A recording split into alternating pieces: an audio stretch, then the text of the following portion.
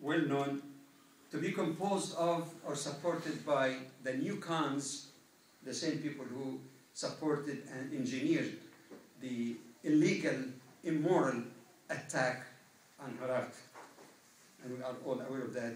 American non-Muslims are also aware of that. These are some of the people who are well known for their hatred of Islam and Muslims. In fact, one of the authors is the infamous General Boykin, who said one time, even though he was in a position of power within the American Army intelligence part, that my God, speaking as a Christian, is superior to the God of Muslims. So the Muslim God is inferior to my God. That reflects the kind of attitude of people who reached the pinnacle of power and decision-making. No wonder the atrocities have taken place. And how should not these atrocities take place if you get people in power who believe in this sort of bigotry concerning other religions? They are well known also, as was or were various reports before that from this think tank or similar ones, of trying to distort the picture, the true picture of Islam. Not only this, but even to raise doubts in the credibility and truthfulness and sincerity of the many, many scholars and others who believe in the Wasati Islam, which is based on the description in the Quran in Surah Al-Baqarah, which we translate normally as justly balanced teaching of Islam. Its invitation to Muslims to respect the rights of other people, the sanctity of human life, and the call for peaceful coexistence, not only with humans, Muslims and others, but all the creation of Allah subhanahu wa ta'ala, as we quoted several times from Surah Al-Tahrim. It is quite clear that a great deal of time and money were spent over a long period of time to write such a detailed type of report that may impress people because it appears to be academic, because most people don't know the deception that comes. It takes a lot of time, actually, to distort than to speak the truth even forthright. A lot of things has been put into that. In fact, like other reports, it seems that the main objective is to incite governments and the public as well, especially intelligentsia, but the public in general, against Islam and Muslims. These are the people who are hate mongers, fear mongers. And if they have any specialization or major, as we call it in the university, their major is deception and distortion. These are the people that, if we really take the light from the Quran describes them and others similar to them, as we find stated, that those rejectors of faith, true faith, because there might be some people who are more decent who are not of Islamic faith, but speaking particularly about those who deliberately are trying to fight the truth rather than saying, okay, we respect the rights of everybody, like we say. There's a big difference there.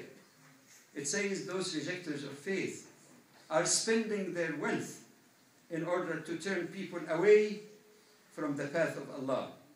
So they will spend that money, the huge amount of money, but it will become a source of grief and sorrow for them, and they will be defeated. We're not talking about defeat in the battlefield. That could only be one aspect only.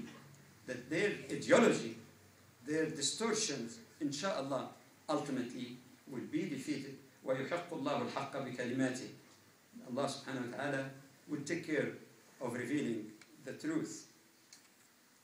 But this situation does not mean that Muslims are not responsible or have no responsibility to analyze, study, and respond to these kind of distortions.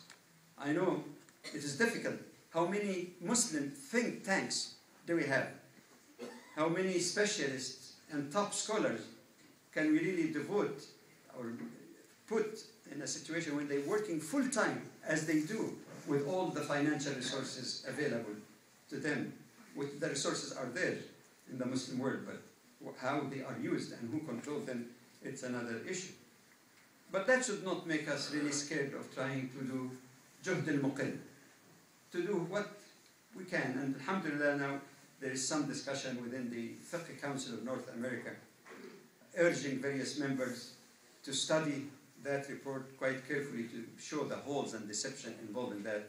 It might take time, but whatever little effort to reveal the truth, inshallah, Allah subhanahu wa ta'ala will obliterate, even with that little effort, the batil, the falsehood, no matter how much resources and time they have that is not available amongst us at this moment.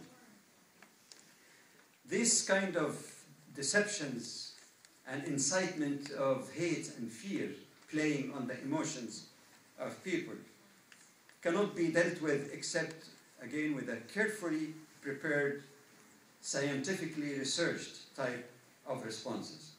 Not with raw emotions, uncontrolled emotions, chaos, or worse, to respond with violence in words or action.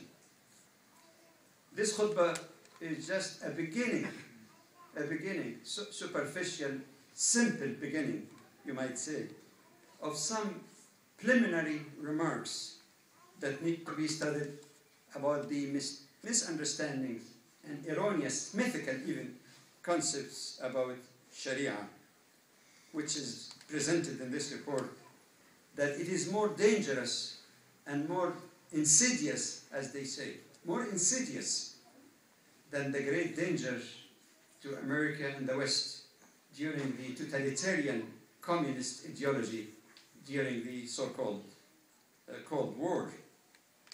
It presents Islam actually as a greater and more serious threat than communism in its epic of power, military, ideological, and otherwise. It is actually presented as the greatest threat to the freedom, democracy, decency, or whatever you can call it, that is in the Western so-called civilization. It is even more dangerous. There are a number of those preliminary remarks. I don't think we have time today, even in a simple one, except to take one in the single khutbah. But just to give you a frame of mind of the preliminary, simple remarks, we need to understand first, what is Sharia? How they define it, and how is it defined truthfully? We need to understand what are these sources of Sharia. We have to understand what are the salient characteristics of Sharia, especially as composed with secular laws. Which areas are similar, which areas are different? What are the supreme objectives of that Sharia? Is it really to control people, to make them miserable, to represent a threat to their lives and their freedoms? Let's take just in this khutbah the first item.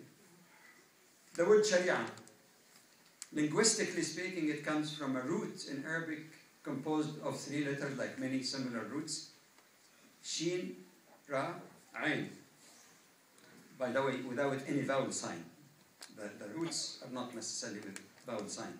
There's a mistake that many people say Islam comes from Salam. No, it didn't come from Salam or from submission. These are the derivatives from the term itself, or the core meaning of it. So there's no vowel sign in the roots.